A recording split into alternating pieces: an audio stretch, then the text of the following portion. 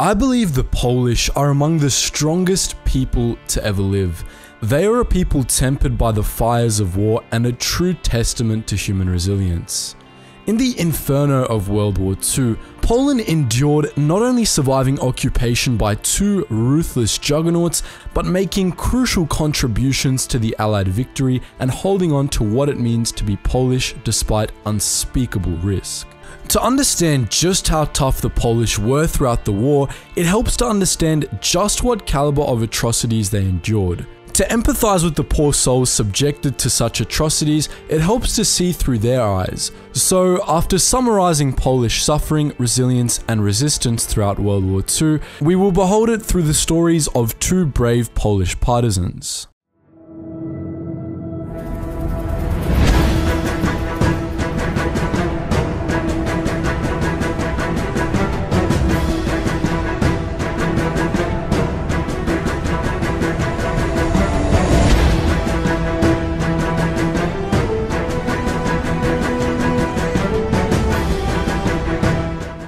What happened in Poland after both the Nazis and Soviets invaded in September 1939 makes all depictions of hell look like a summertime theme park. And it's not as if the atrocities inflicted on the Poles were inflicted solely by the Nazis. The Soviets were almost equally as diabolical, sharing in the Nazi opinion that Poland should be obliterated politically, economically, socially, culturally, and to a certain extent, physically. Both Hitler and Stalin wished for Poland to no longer exist, for it to be eradicated from history, and for the persisting space to be a part of the Reich and the USSR. Though, of course, Hitler never intended to let Stalin keep his share, nor for a square centimeter of the land designated future Lebensraum to become part of the USSR. Nevertheless, before Hitler stabbed Stalin in the face and invaded the Soviet Union, the two of them assailed Poland night and day, trying to turn their evil wish into reality. In Soviet-annexed Poland, the Soviets enforced communist ideology by burning books, seizing control of schools and universities, ripping down all Polish monuments, banning the word Poland, generally spreading pro-Soviet propaganda, and much more. If they thought anyone was or could be a threat to their rule, they arrested them and then deported them to the gulags, often in Siberia. Other undesirables they just executed, like in the infamous Katyn massacre, in which the Soviets executed around 22,000 Poles, military and civilian. They weren't above massacring the patients and staff of hospitals either, nor torturing people. The NKVD was almost synonymous with the Nazi Gestapo and was the cold iron tool with which the Soviets tried to prise Poland apart. The Nazis made the Poles suffer in every way the Soviets did, and more. On top of enforcing Nazi ideology, arresting, deporting, enslaving, and massacring undesirables, of which many were women and children, murdering hospital patients and staff, and torturing people, in some instances just to trial methods of torture, Poland's German occupiers also subjected Polish Jews to the Holocaust right there in their own country. If anyone was caught assisting the Jews, the Nazis would kill them and their entire family. They also took Polish civilian hostages, and if a German soldier was killed, they would murder up to 100 hostages in retaliation. No quote-unquote undesirables were safe. The Nazis raped women and then either forced them into brothels or just murdered them in mass. As well as trialing methods of torture on Polish prisoners, the Nazis subjected them to medical experiments, basically using human beings as guinea pigs. If all that wasn't enough, the Germans responded to the 1944 uprising in Warsaw by pulverizing the city. Throughout both Nazi and Soviet occupation, the Poles suffered from lack of supplies and food. They either sourced supplies through the black market or succumbed to starvation, sickness, or cold. Overall, Poland was of course an absolute war zone, trampled by the Germans and Soviets as Hitler and Stalin played tug-of-war with the Eastern Front. And it's estimated that between 16 and 22% of its population perished in the Second World War.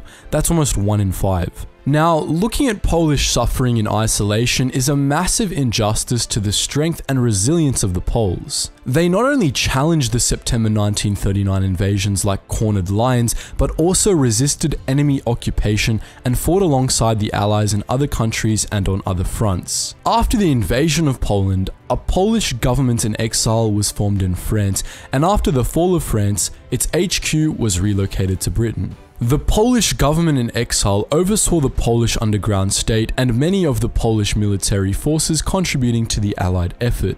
In the midst of war, however, it's never so simple. Some Polish resistance and military forces opposed the Polish government in exile, aligning themselves with communism and the Soviet Union, and some even fought in the Wehrmacht by their own will or the Nazis.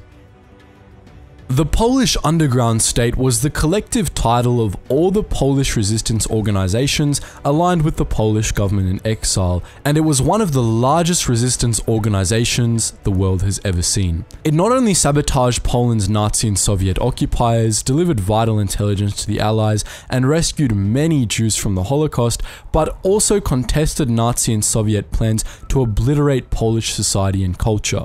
To do so, the underground state chopped Nazi and Soviet ideology at the root, educating young partisans in underground schools and sustaining society and culture through underground radio, print, music, and theatre.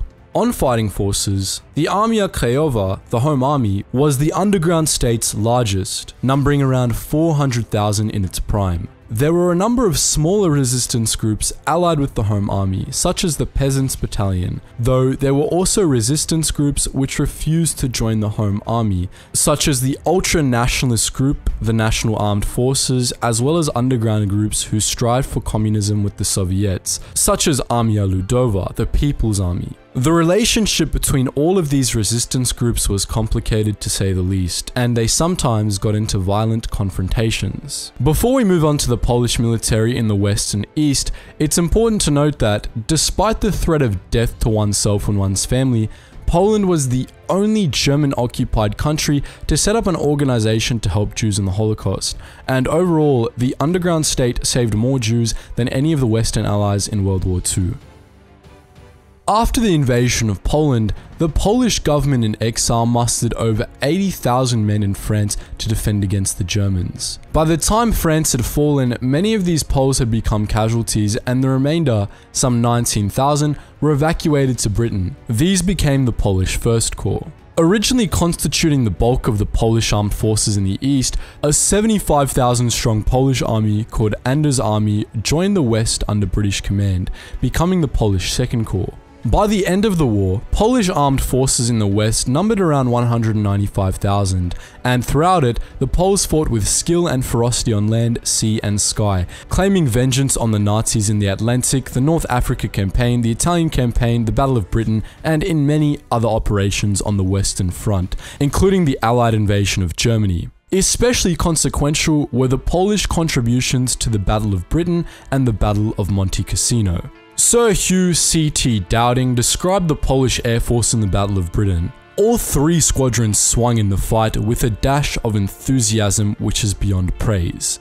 They were inspired by a burning hatred for the Germans, which made them very deadly opponents. In the Battle of Monte Cassino, General Anders oxygenated his men's burning hatred for the Germans, saying, "Go and take revenge for all the suffering in our land, for what you have suffered for many years in Russia, and for years of separation from your families."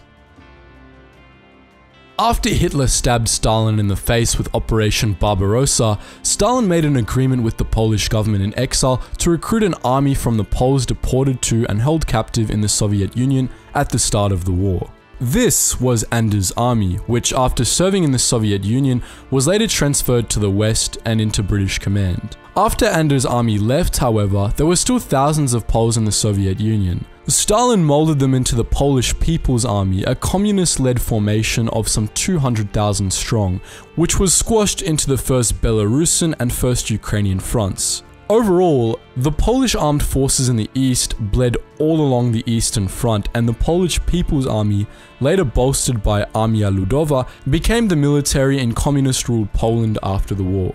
Now that we've briefly summarized Polish suffering, resilience, and resistance throughout the Second World War, let's try and imagine all that from the perspectives of two Polish partisans. Jan Roman Bytna was born in Kolbuszowa, Poland in 1921 and joined a resistance group a month after the Germans invaded his country. This group, the Polish People's Independent Action, was infiltrated and disbanded just a few months later, though that wasn't enough to frighten Bytna. He returned from Warsaw to where he was born and joined the anti-Nazi resistance group called the Union of Armed Struggle, later renamed the Home Army. In March 1941, Bytna joined the Grey Ranks, an organization dedicated to scouting and sabotage. Serving the Grey Ranks, he removed a Nazi flag from an art gallery and graffitied the symbol of the Polish underground state on a monument, among other minor sabotage operations that were punishable by death. 2 years in, he was captured, held, and tortured by the Gestapo in Pawiak prison. In his 3 days there, Bytna endured such excruciating, crippling torture that he died 4 days after being rescued. This brave Pole's story is remarkable because he joined a new resistance organization right after his former organization was torn apart by the Gestapo, and he likely saw many of his friends tortured and killed by the Gestapo as a result. He knew the risk, but he fought for Poland anyway. Everyone knows Witold Pilecki as the man who volunteered for Auschwitz, and that's exactly what this Polish officer and resistance leader did. After fighting the Germans in the invasion of his country, Pilecki co-founded the secret Polish army and then joined the Home Army. In September 1940, he let himself get captured, and he was soon after in Auschwitz, where he was tasked with gathering information and sparking resistance from the inside. Pilecki organized the Union of Military Organizations, ZOW, and ZOW shared outside news with the prisoners, helped distribute supplies throughout the camp, bolstered prisoner morale, and established intelligence networks which provided the Polish underground state and the Western Allies insight into the atrocious conditions in the camp. Pilecki managed to escape in April 1943 and reach Warsaw in August that year, where he gave a comprehensive report to the Home Army. After the war, Pilecki was arrested, tortured, and then sentenced to death for espionage and planning the assassinations of members of the Soviet-controlled Ministry of Public Security of Poland, among other charges. He denied the espionage and assassination charges, but pleaded guilty to some lesser charges. Regardless of the caliber of his charges, he was shot in the back of the head in May 1948. After receiving his sentence, Pilecki famously said, "I've been trying to live my life so that in the hour of my death, I would rather feel joy than fear." Imagine being so devout to your country that you volunteer for Auschwitz, and then imagine your patriotism and bravery being rewarded by death at the hands of dirty communists. World War II may have ended in 1945, though Polish suffering unfortunately did not. The Soviet Union permanently annexed the territory it took in September 1939, expelling most of the Poles living there, and these people went on to inhabit the free city of Danzig and the former German territory east of the rivers Oder and Neisse. Stalin ignored the Polish government in exile and essentially closed his communist fist on all that he hadn't directly annexed. It wasn't until 1989 that what remained of pre-World War II Poland shed communism and became the modern Democratic Republic of Poland. While our pasts may not define our future, they certainly shape our present. History shapes our world, and the history of Poland, particularly as it endured the inferno of World War II and the ashes of its fiery wake, tempered the Poles into some of the strongest, most resilient humans ever to walk on our world. In this context, however, strength and resilience don't just come down to the physical endurance and survival of the Poles, but also the endurance and survival of what the Nazis and Soviets failed to obliterate: Polish identity.